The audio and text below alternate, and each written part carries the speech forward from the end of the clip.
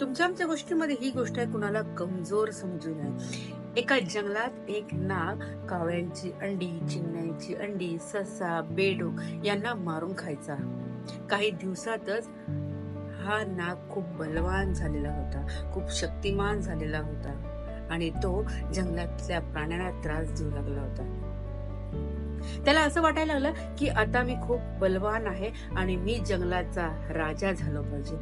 त्यांनी असं ठरवलं आणि एका भल्या मोठ्या झाडाखाली जाऊन तो राहणार. मी इथंच राहणार. पण तिथं एक मुंग्याचं वारूळ होतं.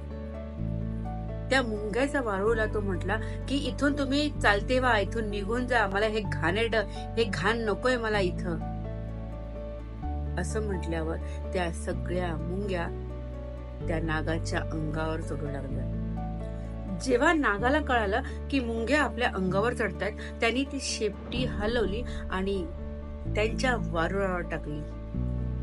वारुळावर टाकल्यावर त्या वारुळातल्या सगळ्या मुंग्या त्या नागाच्या अंगावर चढल्या आणि त्यांना चावा घेऊ लागल्या. त्या नागाच्या शरीरावर जवळजवळ लाखो हजारो मुंग्या त्याच्या अंगावर चढून त्याला चावा घेऊन तिथंच त्याला मारून त्यांनी टाकलं.